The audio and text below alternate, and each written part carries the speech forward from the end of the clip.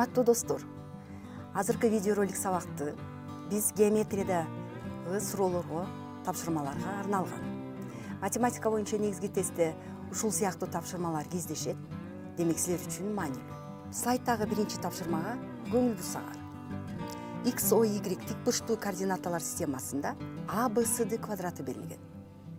Силер Y жана X эки чоңдугун салыштырышыңыздар керек. X жана Y чоңдуктар бул квадраттын бир чокусундагы чекиттин координаталары.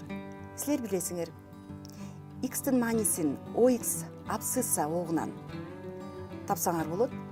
Ал эми Y-тин маанисин OY же болбосо ордината огунан тапсаңар болот. Демек, X'тин мааниси OX огунда жаткан А чекитинин координатасына барабар. Же болбосо OA кесиндисинин узундугуна барабар. OA КБ менен барабар болгондуктан биз БК барабар X деп жазып койсок болот. Эми Y-ге көңүл бурсаңар, Y-тин мааниси OY-де жаткан К чекитинин маанисине барабар. Же болбосо ОК кесиндисинин узундугунун маанисине барабар.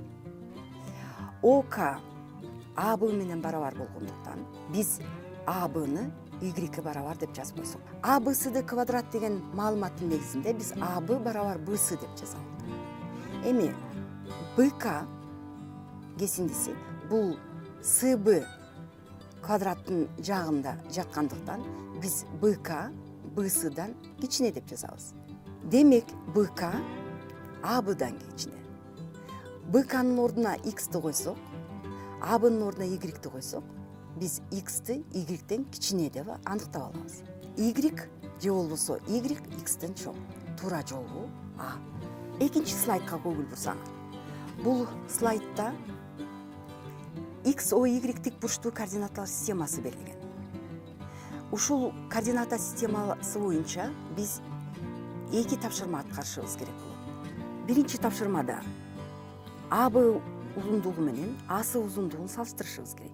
Ал эми экинчи тапшырмада ОКсы үч бурчтугунун аянтын 3 саны менен салыштырышыбыз керек. Биринчи тапшырмага көңүл бурсаңар, сүрөттө БАС тик бурчтуу үч бурчтук экени көрүнүп турат.